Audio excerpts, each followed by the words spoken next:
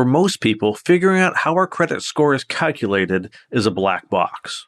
Learning what impacts your credit score gives you flexibility to change it. Here are 20 ways that you're ruining your credit. Today's guest is Steve Snyder. Steve is an author, speaker, and one of the few personal finance commentators in the country trained by the Fair Isaac Corporation, the firm that created the score that credit reporting agencies use to calculate a consumer's credit worthiness. FICO Score is widely recognized as the industry standard for lenders. Steve has been quoted in the U.S. News World Report, the Wall Street Journal, Newsweek, the Washington Post, and many others. I'm your host, Chris Parker, and this is the Easy Pray Podcast. Steve, thank you so much for coming on the Easy Pray Podcast today. Well, thank you. You're very welcome. Can you give myself and the audience a little bit of background about who you are and what you do? Sure. Well, for the last 23 years, gosh, even saying that makes me feel old. For the last 23 years, I've been a credit expert, and that also has to do with credit scoring. Back when I started, scores weren't really that popular. But now it's all come to the front where you have to kind of know your scores as well. So that's kind of what I've been doing, is just really focusing on helping people increase their scores the right way. So was there what got you interested in becoming a credit expert? Was it just happened to be where you started working in finances and just interesting to you, or some other reason? I filed bankruptcy. When was that? 1998. And I was just a young punk. I didn't know anything. And all of a sudden, I was determined to recover from filing. And I recovered in about 8 months. And everybody was asking me, well, how'd you do that? How'd you get a brand new car? And I said, well, I just went to the car dealer and I bought it. And they said, well, since you filed bankruptcy, I'm sure you had to pay, some exorbitant rate. And I said, 2.9%. And well, I bet you had to put this whole bunch of money down. I said, $500. And that kept happening no matter what I did. Mm-hmm. If I bought a house, which I did, credit card, the whole bit. And I was fully recovered in less than 8 months. Wow. And everybody said, well, you should write a book about that. And I said, well, this is just common sense, right? I mean, everybody knows how to do this. I found out, no, they don't. And that's kind of been one of my superpowers, is just figuring out how to do it the right way. Yeah, there definitely are a ton of misconceptions when it comes to the U.S. credit system. So many. So let's talk about all the things that people are doing wrong. Sure. We've got this list, and it's huge. And so we're going to scream through this list, through as many of these things that that many of us, if not all of us, have done. I'm sure probably at least 10 of these things on this list, but there's probably a bunch of things on here that we don't know, that not everybody knows about. So let's start at the top. What is the number one thing that we're doing wrong with our credit? Not knowing you have 3 credit scores. This is something that just shocks me. But when I ask people what their credit scores are, they usually come back and say, well, my credit score is around 600 or 700 or whatever it is. And I said, well, that's a good start, but you have 3. You have 3 primary credit scores, and it makes a difference. Because I just dealt with a gentleman just the other day. He had an 800 plus credit score from Equifax, and his other scores were in the low 600s. Oh, that's a pretty big difference. Very big difference. And I said, okay, well, for you need to focus on lenders that use Equifax, right? And all of a sudden, lights went off on his head, and he's going, oh, now I get it. I say, yeah, it's important to know all 3 of your scores so you can always leverage your highest score, because that's how you're going to get the lowest rates, the best terms. And in some cases, that's how you're going to get actually approved. Mm-hmm. So what are the 3 major credit scoring agencies? You have Equifax, which is based in Atlanta, Georgia. You have good old Experian, which is based on the West Coast. I think in Orange, California, if I'm not mistaken. Yep. I think they're down here in Southern California. I've seen several buildings belonging to them. Yeah. And they're huge.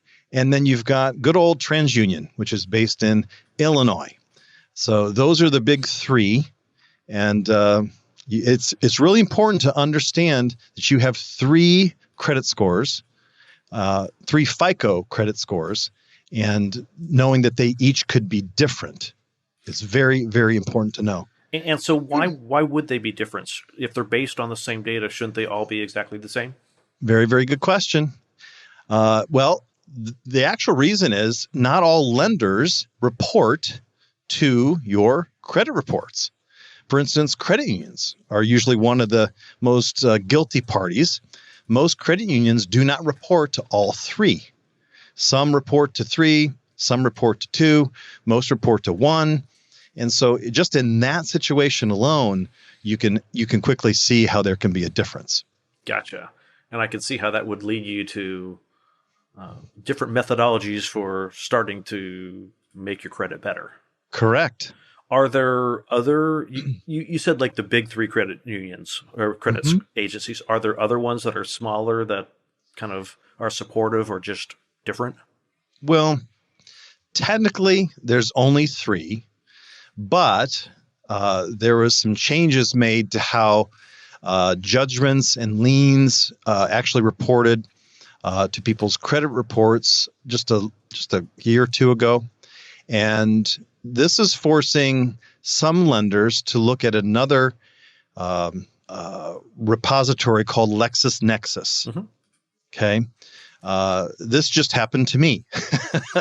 I have 800 credit scores on all three of my reports. Perfect. Getting ready to get into some more real estate investing. And then all of a sudden my mortgage gal says, did you know you've got something on your Lexus Nexus? I said, no. What are you looking at that for? Well, ever since And so now I've got a Lexus Nexus issue that I've got to get cleaned up. but those are the only three. And right now, Lexus Nexus is really being used heavily more with mortgages than anything else. But I have a feeling that could change. Yeah, Lexus Nexus has been around for a long time. At least a few decades. At least. If not longer. Yeah, and they have a memory. I tell you, it's not easy to clean it up. Is that something different that, like, with the Equifax, TransUnion, and Experian, that they only look back a certain period of time, and someone like Lexus Nexus, you seem to imply that they look back a little bit longer? Well, it's not so much looking back longer. It's there's a system in place to correct things that are wrong with the big three credit reporting agencies. But Lexus Nexus, it's a new kid on the block, as far as a consumer having to care about them and figuring out how to correct wrongs has been something I've been working on for the last little bit. Gotcha. So we talked about like the credit scores being different. How do we even figure out what our credit scores are? Do we just call them up and say, hey, what's my score, or what? Well, first of all, before I answer that question, we have to address there's another more pressing question, and that is most people purchase the wrong scores. So you have to understand that most of the scores that you are bombarded with, especially on the internet and in apps and all these various things, most of them are fake. Most of them are not the scores that you should be paying attention to. Okay. The only real score that you should be really paying attention to is your FICO score. And to answer your question, where do you get that? There's only one place to get your real scores, your FICO scores, and that's through myfico.com. Now, having said that, okay, there's a lot of confusion because most consumers say, well, but I get my credit scores free from Discover, or I get my free credit scores from my bank, or or I just got a car loan and the auto dealer shared my scores. And I said, well, that's nice, but those aren't your real scores. And they say, now I'm really confused. And how I answer that is, if I asked 1,000 people what version of Microsoft Excel they're using, I would get hundreds of different versions. Okay. Yeah. And that's similar to what's going on there. Not only are there different versions being used, but there's different score manufacturers. For instance, the big three credit reporting agencies got tired of FICO being the big gorilla, and they formed their own partnership to create the Vantage score. Okay. Well, okay, there are a few lenders that use the Vantage score, but let's underline the word few. Okay. Most lenders, over 90% of the lenders in the United States, use a FICO score. So why even mess with something that isn't really used? And now you've got all these fintech companies from California that are creating a whole different model. Synchrony Bank, Affirm.com, all these other companies are creating their own systems for scoring people. So it's kind of confusing. But at the end of the day, it's about sticking with your FICO score and knowing you have 3 FICO scores, knowing you can go to my FICO and get your real scores, and then knowing what to do with them would be the next step. So let's talk about what kind of some of the things that affect the FICO score in a bad way, let's say. In a bad way. Well, I would say the first thing would be collections. Mm-hmm. When somebody allows a debt to go to collection, that is a serious scar, easily fixed, but a scar. You've got any kind of negative account, a 30-day late, 60-day late, 90-day late, 120-day late, whatever it is. You've got judgments and liens, which don't really report as much as they used to. Those now go to Lexus Nexus, but still they can report in some situations. You've got a bankruptcy. You've got, let's see, what else? You've got high utilization. That's a fancy word for you owe too much on your personal credit cards. Is that you? Well, we'll talk about utilization later because I have questions about that one. Sure. So what about like I remember the days where people used to talk about like, oh, you don't want to be applying for a car loan in a whole bunch of different places because it creates all these inquiries. Mm-hmm. Are those things that impact your credit? Not necessarily, because when you apply for a car loan and a mortgage, you can have 1,000 credit inquiries within a 45-day period, and FICO's smart enough to know, hey, Steve is shopping for a new car. So they're only going to group all those 1,000 inquiries for a car as one inquiry. Mm-hmm. And that's the same for a mortgage. Now, having said that, okay, I am not one to just loosely go into a car dealer and say, hey, Mr. Finance Manager of the car dealership, why don't you shotgun my credit app to as many lenders as you can? No, I don't want to do that. Mm-hmm. Because now when a banker or somebody looks at your credit reports, they see this plethora of inquiries, and an astute person, an underwriter, could look at that and say, okay, these are all car inquiries, and then say, okay, fine. But, you've got to be prepared for the dullest crayon in the box. And so I always teach my students to say, hey, look, we've got to clean this up here.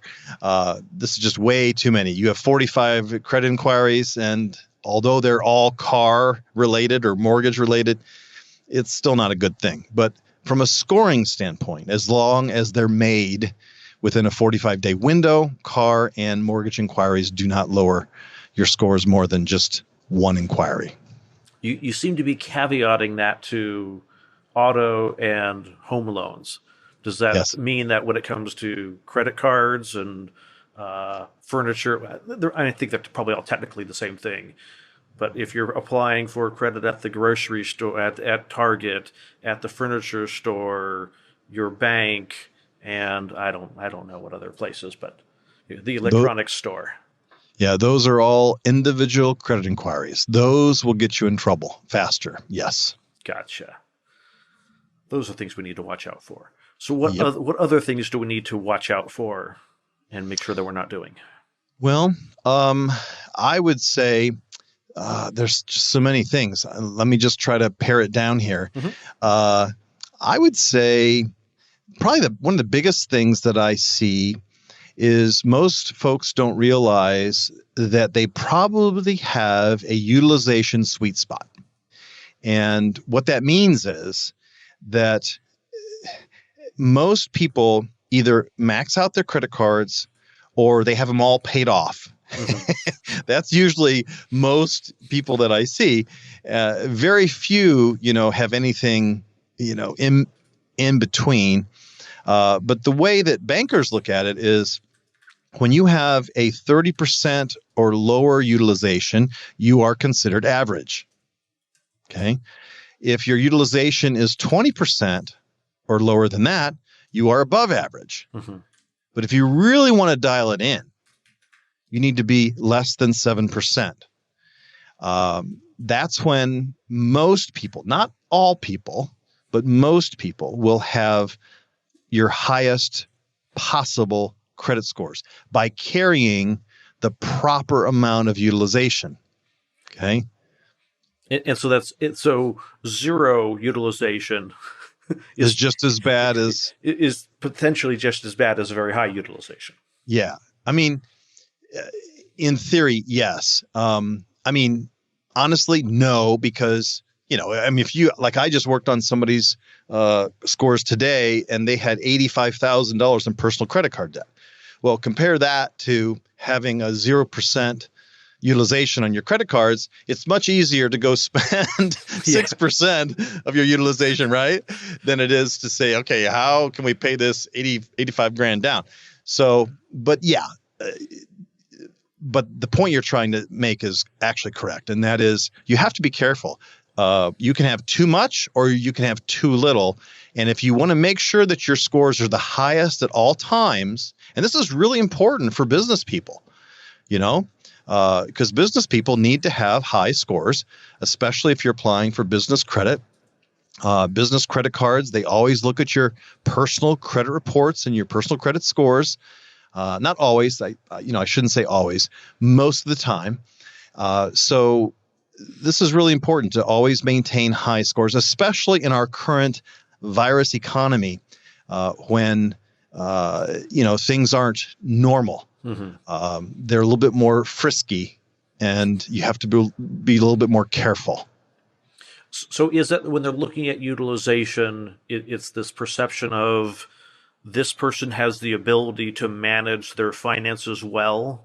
Yes. It's one thing, obviously, if you're maxed out, you're probably not managing your finances well.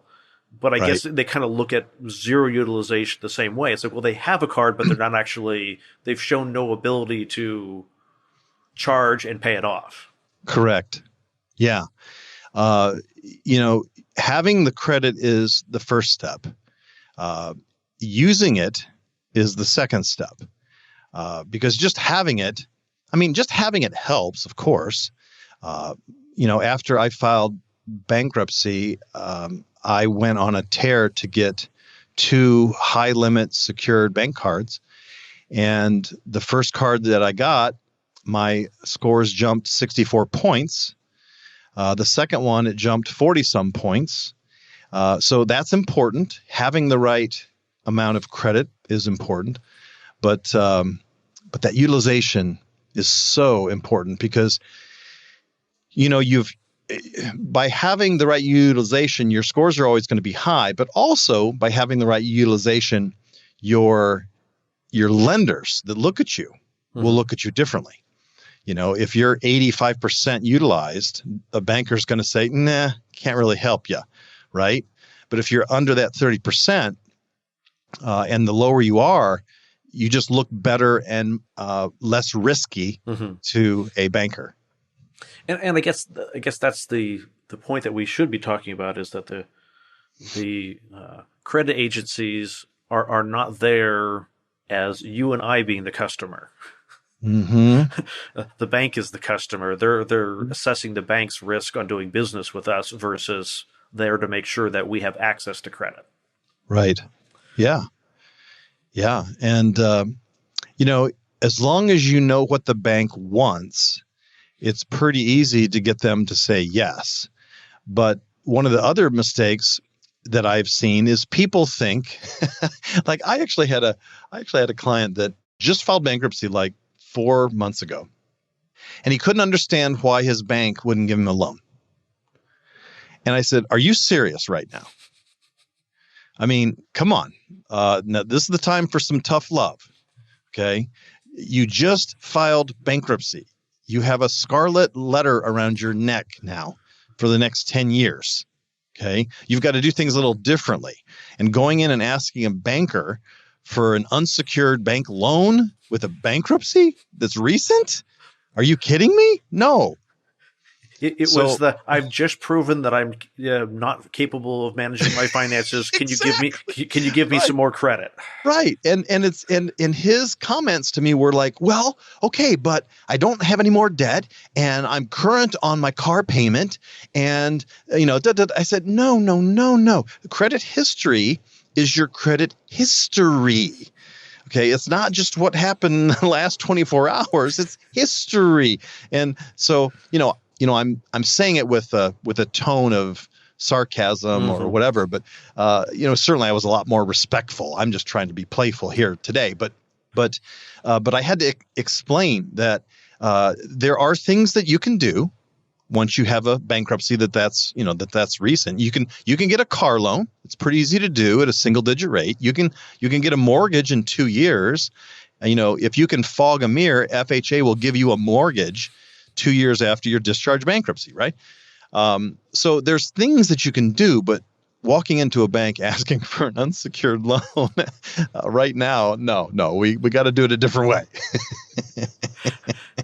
So I remember when I was looking to get my first mortgage, my wife and I, we had, over the course of the several years prior to that, we had paid off all of our debt, and we had money for a down payment.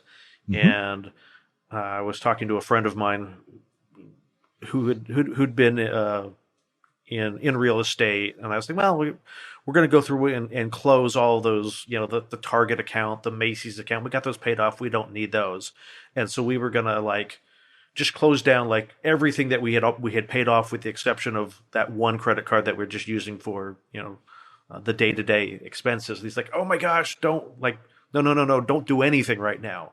Is that something that is legit advice, or is that erroneous? Well, that's very good advice. You never want to randomly start closing credit accounts, especially accounts that you've had for a long time, because one of the markers that FICO is looking for is how long you've had credit. And the longer you've had credit, the better. And if you analyze people that have high 800 credit scores, they've had credit for more than a year, so that's the goal. And so that was very good advice. Whoever told you that, that was very good advice to give, and it was very good advice to listen to. You just never want to randomly close accounts. And I ran into people that they ran into a disagreement with their creditor, or about a late payment, and it was their mistake and not, and they take these things up on principle, and then they don't pay, and they do all these crazy things. And I said, look, you never want to fight about your credit on your credit reports. Yeah. Okay. If you have an issue, take them to small claims court, settle it with an attorney, but don't allow your credit report to become where they put late payments and liens and judgments and all these kinds of things, because it's much more difficult to clean up. It takes time. It's a very, very lethargic process. So you're better off just keeping it separate.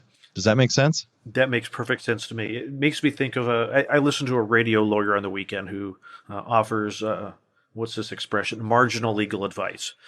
And every now and then he'll have someone call in and say, hey, my credit card company, again, they were on principle. My credit card company got this wrong, and so I'm refusing to pay it. Yes. And now they're dinging my credit. And he's like, are you nuts? Pay it and then dispute it afterwards. Exactly. Like you've now, got this huge black mark on your credit's got a black eye because of your principles. Correct. Yeah, correct. That's exactly. Matter of fact, there was a guy that I helped. He was he was living in Florida. He was an attorney, and he was going to build a home in the mountains of Colorado. And he came to me and he said, help, my bank of 17 years just turned me down. And I said, well, I can't help you right now. I'm on deadline to do a new book, but if we can do this via email, I can help you. And he said, sure. So that's how we did it. I just helped him via email. And to make a long story short, he only used his American Express card. So he had no credit cards, none. He only had a charge card, his American Express, and that wasn't even reporting on his personal reports. Oh, gee. Yeah. And then I said, okay, look, so we got to fix that. So we've got to get some new cards. And then he had I think it was an AT&T situation, standing on principle. It was a couple $100, but it turned into a collection or a charge off. I can't remember what, but it was a dark stain. And I said, Doug, what are you doing, man? You were an attorney. You don't fight this stuff on your reports. He goes, oh, all right. Oh, but it's the principle of this. Screw the principle. You need to settle it. You need to get it deleted. And then if you have a problem, you can take it up. So that's what we did. And within 47 days, he had 3 800+ credit scores. And from that 47-day time frame that we really honed in to get his scores high, he learned so much that he didn't know. And no, trust me, this was a smart guy. This was a smart guy, attorney, one of the top asset protection attorneys in the country. And he didn't know this stuff. And most people don't know this stuff. Yeah, I mean, it's not like we have a credit 101 in college. Right. Or even high school. Yeah. We're thrown into this world to learn about credit, and most of us stumble by trial and error. Right. And it really shouldn't be that way. It really should be, senior and high, in school should understand how credit works. I would love to teach a class for students like that, to get them prepared for the real world so they don't make the same mistakes. But yeah, so in 47 days he had 800+ credit scores. But the cool thing about this, Chris, was he was so excited about knowing he had control of his scores now, that all the things that I showed him, he then took to his wife and got her scores in the 800s. Well, all but 2 of them were in the 800s. The other one was just below 800. And then their kids, same thing. So this little 47-day time frame turned into revolutionize how all of them use and manage the credit. And it's just a beautiful thing to see. That's awesome. So are there other things that we could do that put us at big risk? One of the things I always think of is cosigning for stuff. To me, even parents cosigning for their kids on their first car seems sketchy. It's very sketchy. And before anybody accuses me of being an unloving father, listen, I have 2 little boys. I look forward to the day when I can help them, but cosigning will not be one of them. There's no way that I'm going to risk my perfect credit scores if my sons decide, oops, I forgot to make a payment. That's not going to happen. So I will show them how to build their own credit. And again, getting loans, especially secured, a car is a secured loan. If you don't pay the payment, they come and repo the car. So that's an easier kind of loan to get than, let's say, an unsecured bank line of credit. So I will help them build their credit mix and their credit profile so they can themselves walk in and apply and get approved. But co-signing, never. It's just I've just seen too many people have their credit ruined because their kids, God love them, didn't appreciate or even understand how damaging a late payment or two could be. And that's and just clarify this for me, because I think I understand this. Let's say you co-sign for your kid's loan, and your kid's he's late with the payment. He got his spent too much money on burgers and made his car payment late. That doesn't just affect your kid's credit. That late shows up on your credit as well. Yes, right? Correct. Yeah. And I assume the challenge is, like, in most cases, the lender is not going to call the parent, the cosigner, and say, "Hey, just so you know that we haven't received the payment yet. Can you make this payment?" Correct. And I have started to see some new products coming out in the form of credit cards that allow that kind of thing. But that's a very new thing, so new that I can't even really talk about it intelligently because I don't know the names. But I've started to see this kind of thing start to come up. But for the most of us, that's you nailed it. There is no communication with the co-borrower or the co-signer, and so unfortunately, you could get really, really screwed. And that's also true with student loans. Yeah, student loans are probably even worse because the only way out of a student loan is to refinance. I was going to say either death or paying it off, but yeah. Well, okay, death, paying it off, or or actually refinancing. Those are your three options. Or I guess there's another option. You could like become like a teacher in an urban area, or there's certain occupations where you can get it actually forgiven over a period of time. But for the most part, I've seen that just mess up families. And my motto has always been, if you have kids, give them money, loan them money, don't loan them your credit. Yeah, it's almost, you take out a loan, get some line of credit to give to your kid, and then you return and your kid pays you back, as opposed to kid paying the bank back. Right. And I am a brand new father. I had my first child at 51, and we had our second child. He's turning 18 months next month. So I'm a pretty new dad, right? But I can't wait to get them ready, to make sure that they're on their own, that they can apply for credit and know how to use it properly. That's a whole new book. So I'm gonna put you on the spot here, and some of it is a little bit of my lack of knowledge, but then I'm also going to put you on the spot. Fine. If your kids already have Social Security numbers, have you frozen their credit? My kids, do they have Social Security numbers? I think they have Social Security numbers. I think that was part of the deal, right? I'm not a parent, so I don't know. Okay. I think they do. Oh, my wife is here somewhere, and she says yes.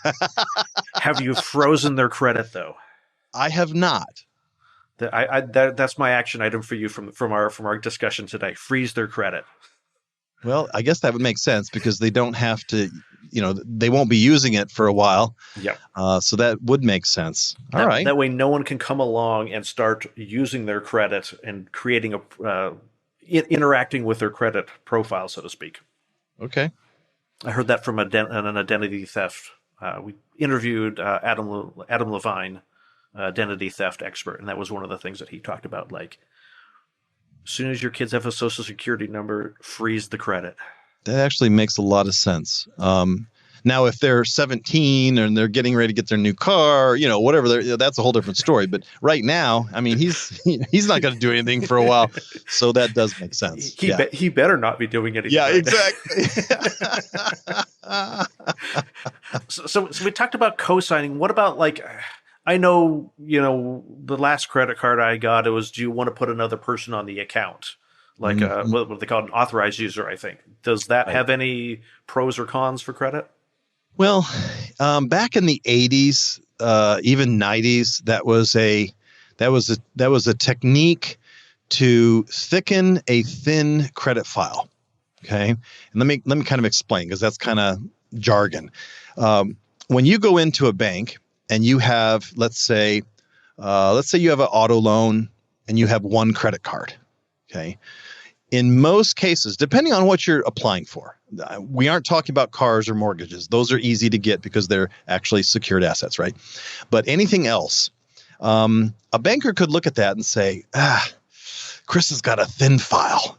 I don't think we're gonna take a bite on this. Just not enough history. I don't feel comfortable. Don't have that warm fuzzy. So how do you fix that? Well, you actually thicken your file. Mm-hmm.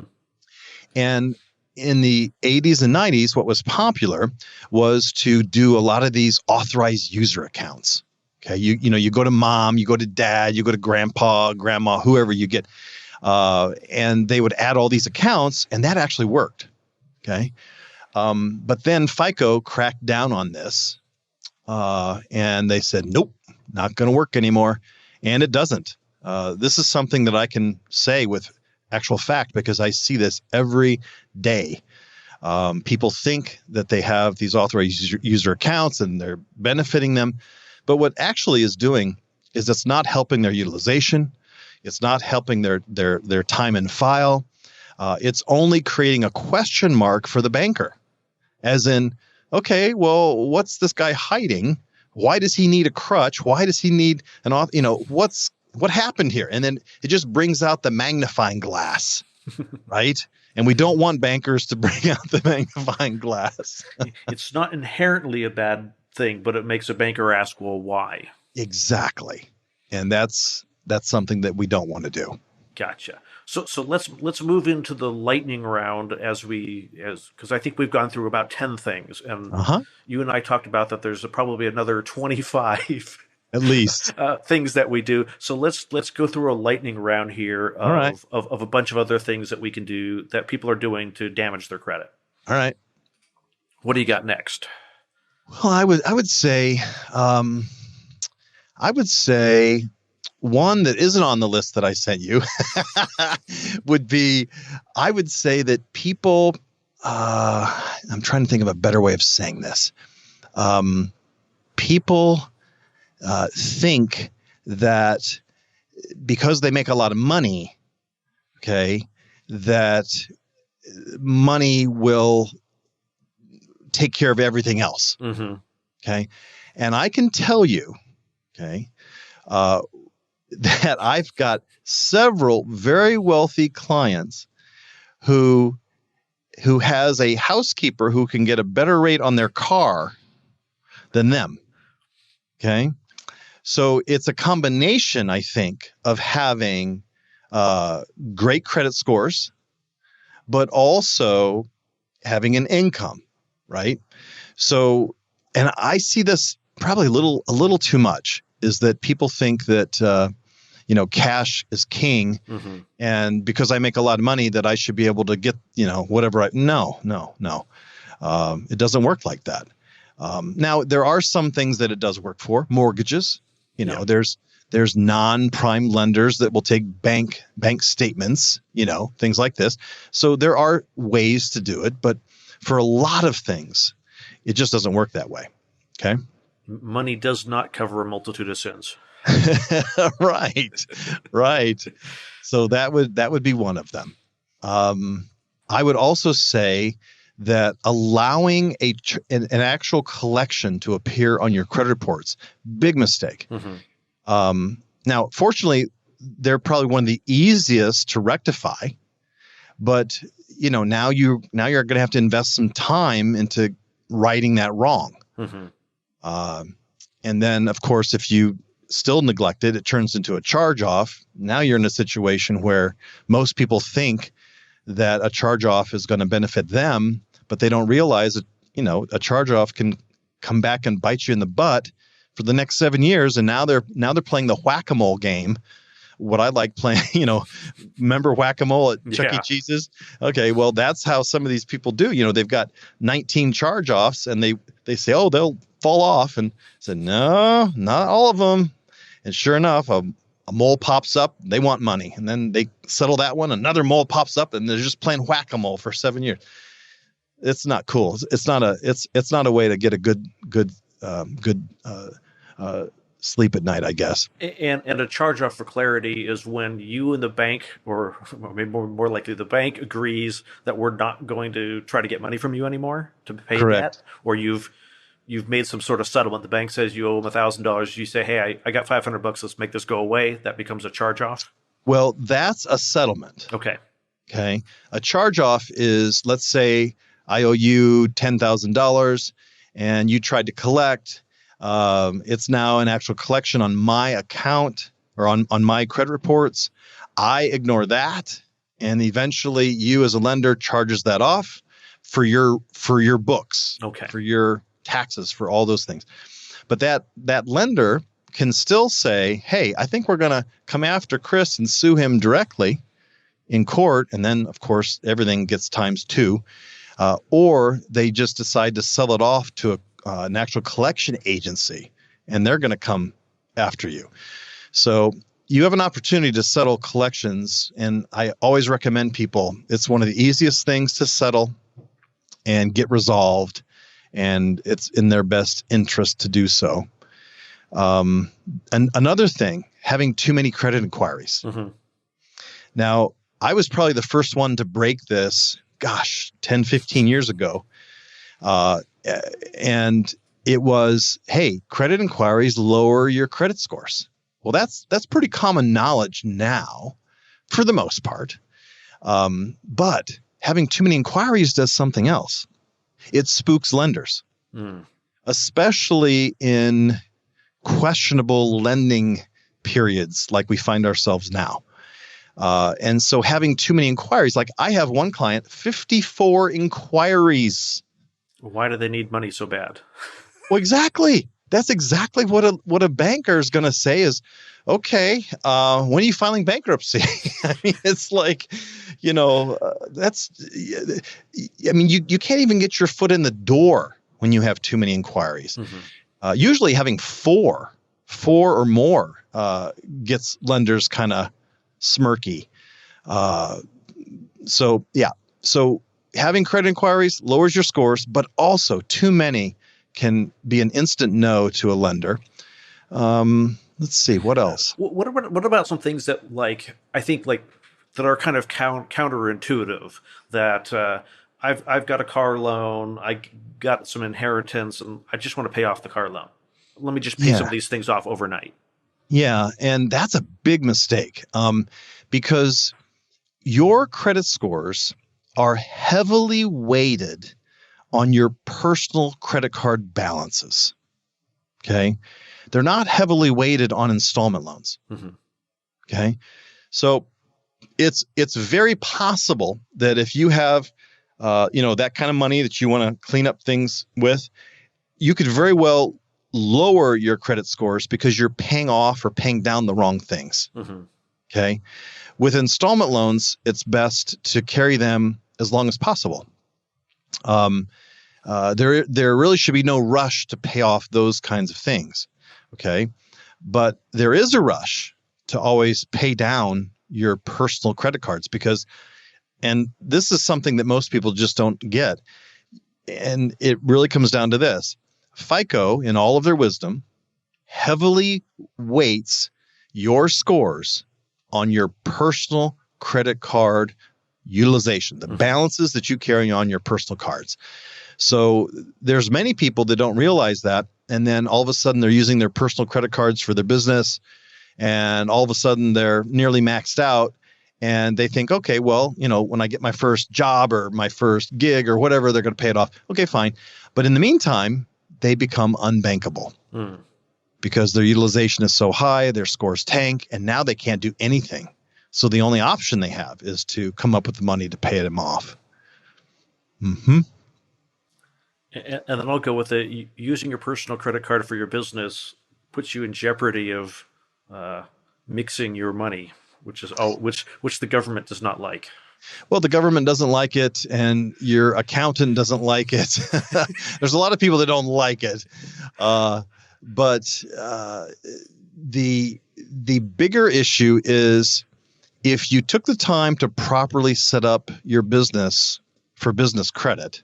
Okay, it's very easy to get business credit cards, and that's a much better source because what most people don't understand is most business credit cards don't report to your personal credit reports, which means you can have business credit cards, right?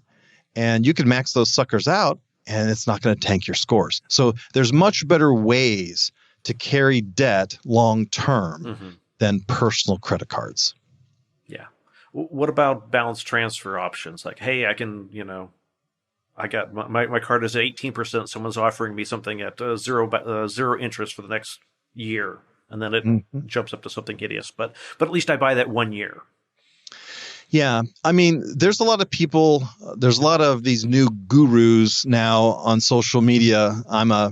The only social media that I'm on is Instagram because that's usually where I buy most of the clothes, shoes. That's where I buy stuff now, which is totally weird to me. But when I'm on that app, I see these gurus pitching 0% financing with business credit cards. And honestly, it's true. I mean, there are several really good 0% business credit cards. And if you're disciplined and if you have a business idea that is real and it has a history of making money, that could be a really good way of getting the cash you need to do what you want to do. Unfortunately, in my experience, most people that go after those kinds of things are not the people that should be doing it. Yeah. They have no business experience whatsoever. They have a startup, and I'm not trying to be negative here, but I think it was Mark Cuban that said, what did he say about borrowing money to start a business? He said people that borrow money to start a business are morons. Okay, and that's Mark Cuban. That's not me.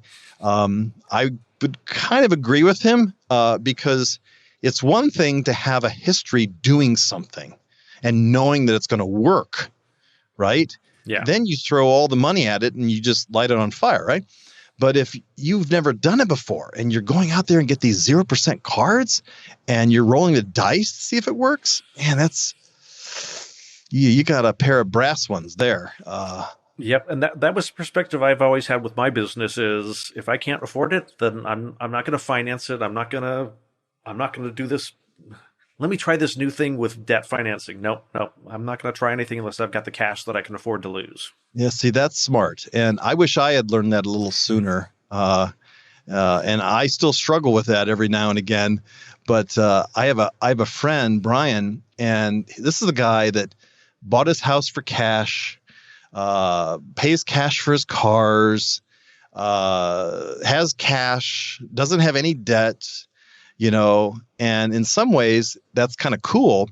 But then at the end of the year, when I look at his taxes, I'm saying, dude, you're not playing the game. You need to know how to play the game. There's certain things you need to do to get write-offs, and you pay everything. So there's a balance, right? There's certainly a balance. The other thing, let's see. Oh, there's so many things, Chris. I mean, and I suppose it's like waiting. Oh gosh, not that I would want to tell people like. I guess credit is good for emergencies, but waiting till you're into the emergency to apply for credit is probably also a problem. It is. It is like that timing. You want to apply for credit when you don't need it. The best time to apply for credit is when you don't need it. That's exactly right. And there's not much more I can say on that because exactly. That's what it is. If you don't need credit, now's the time to apply.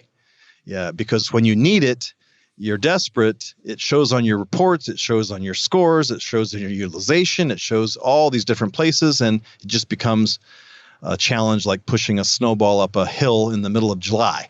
That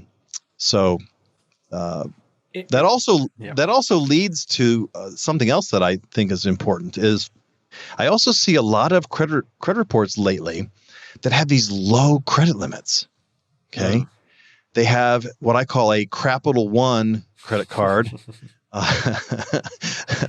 Capital One, with like a $2,000 limit, okay, or they have a $300 limit, or a $500 limit, or a $1,000 limit, and I ask them what they want, and they want to get a line of credit for $100 grand. I said, well, okay, look, all right, I'm a banker. You're coming to me for an unsecured line of credit. The most that you have demonstrated that you can manage properly is a $300 Capital One credit card. Why in God's name would I lend you unsecured $100 grand? You haven't demonstrated to me that you can manage it properly. So one of the key things is always increase your limits. You may not need it, but always increase your limits. Because the higher the limits, you've demonstrated now that you can manage that properly, right? And you're setting yourself up for higher limits, lower rates, the whole 9 yards. And I suspect that also applies to the rule applies of ask for credit limits when you don't need them as opposed to when you do need them. Correct. Yeah. And like, what are the trigger points for asking for an increase in line of credit? Like pay raises or just random periodically? It doesn't really matter, honestly, because what they're going to look at is they're going to look at your scores, or to be more accurate, one of your scores. The only lender that looks at all three of your scores at the same time is a mortgage lender. Most other lenders just pull one of your scores. So knowing which one they pull is kind of cool, right? I mean, that's kind of a keen thing to know, right? So knowing that you have the right score is important. The higher, the better.